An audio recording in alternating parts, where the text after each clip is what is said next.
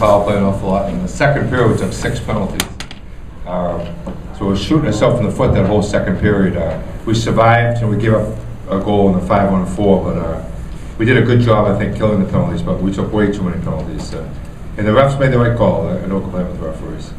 What are your thoughts about it? The thing that stands out to me the most is guys selling out to block shots. That's playoff hockey. That's how you win championships.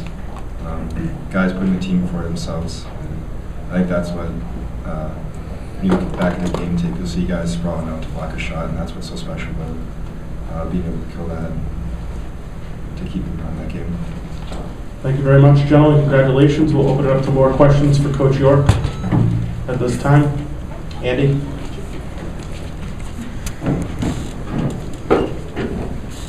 Andy Merritt from the New England Hockey Journal. Jerry, when a team scores 30 seconds after the other team, sometimes it can even count. It's like it counts as 2 goals. That momentum swing can be just so huge. These guys did it to you 3 times, and they came right back. What was the message on the bench? What was the message from the captains, from you, to make sure that it didn't turn into suddenly you're giving up a lead? Well, we're trying to let them score goals. Like I said, they're an excellent team, and they made some good plays. The shots were hard shots. I thought they deserve a lot of credit for that. Our intent, of course, is a shot on every team we play, but there's other good players, other good coaches. They're going to make some plays. I thought the resiliency Maine show was very, very impressive, though. I mean, we'd go up and, all of a sudden, look like we had a cushion, and they come right back. And we kind of showed at the end. It was almost like a heavyweight fight. It was back and forth, and both of us had to get up off the canvas to move forward here. So, but ultimately, we were Johnny Ruiz. We got that championship. Brandon. Local guy. Jerry, what kind of example does Matt Lombardi set, for the team, say locker room? Oh, he's terrific.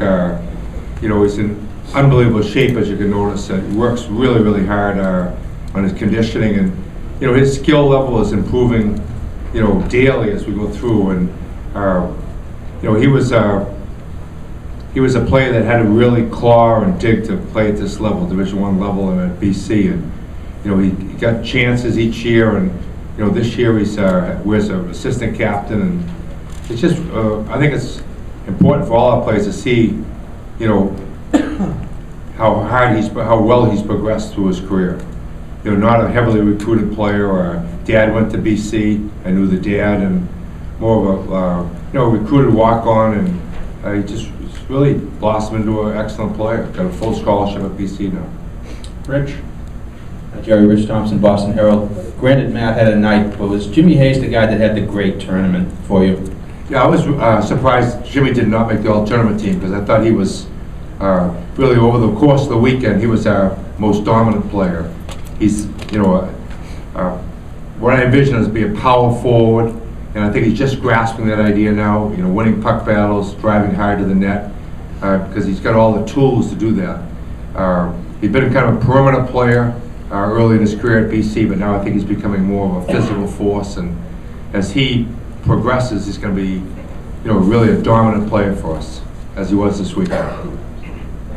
More questions for Coach? Rob?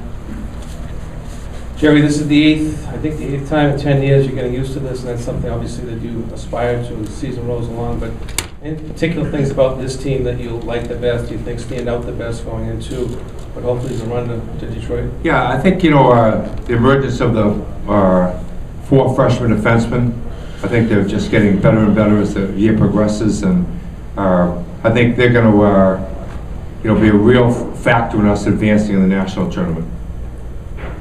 That probably impresses me. I've talked about our senior leadership as being outstanding, but the 4 freshman defensemen have really, that's a hard position to jump to.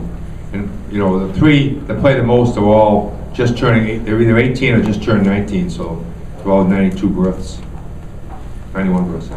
In the front here. Dave Dyer, a bit for Journals Tribune. Coach, just mentioning those freshman defensemen, one of them being Brian Dumoulin, who, like I said, ironically is a Mainer and had a hand in one of those assists there to end the game. And just talk about his season and how he's done. He made the Hockey East All-Rookie teams. Well, I think he's excellent player. We went to the Manchester Monarchs in the Eastern Junior League, and he really developed and blossomed there. And we've seen the dividends of that. Each week, as it progressed through the year, he's become a really valuable player for us. Tall, lanky defenseman, great hands, and he's going to be an outstanding player at Boston College. Brian? Hi, Coach. Brian O'Connor, ESPN.com. Congratulations. Thank you. Matt's comment about sometimes having to trade chances really jumped out at me. I know your goal is to win 4 more games this year. Can you do that, trading chances? I think the other team's going to get good chances. We're not going to, as you start playing at this level and you go to the national tournament, you play the Michigans, the North Dakotas, they're going to get chances to score. There's no question about that. But our team is, I really feel our best hockey's in front of us. We've got a really good chance to win a national title. I firmly believe that. Now, the next 4 games will determine that, if we're successful, but I like our club, I like our chances. Mike? Excuse me, Mike Mackman, College Hockey News coach. I think we all knew coming into the game that your ability to stop the Maine power play was going to be one of the keys. And in the first period, you guys did a great job. Looked like you got a lot of sticks in the way. In the second period, they were able to get free and get shots on goal. First of all, what worked in the first period, and then what adjustments did they make, and then did you have to make in the second? Well, I think just the more chances you put that power play on the ice, they lead the nation in scoring. So they lead the nation in percentage. So they're the best power play in the country. We just want to limit the number of chances. They had way too many chances from my perspective. And so, it's hard to keep on going to the well like that. And they're going to score some goals.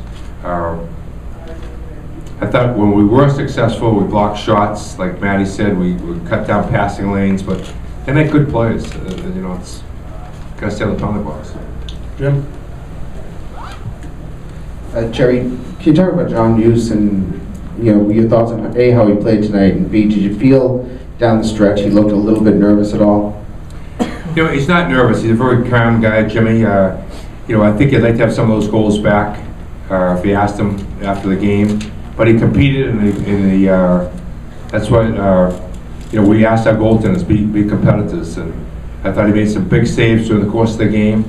And a lot of the goals are, you can put out different errors that happen for goals, but they shot the puck hard. They picked high corners. That face-off goal, the 5th goal, the kid had a rocket up top right, short side, and the winning goal was not the winning goal. The goal that tied it, sent us into overtime. Watching on tape as we watched it, it was a loose puck, it was a bouncing puck, and the puck ramped up off Brian Dumoulin's stick, so it was deflected up past John. But at this stage, you wanted the goaltender to win a game, and he won a game for us. So, Coach, thank you very much. Good luck in the NCAA tournament. Welcome to you.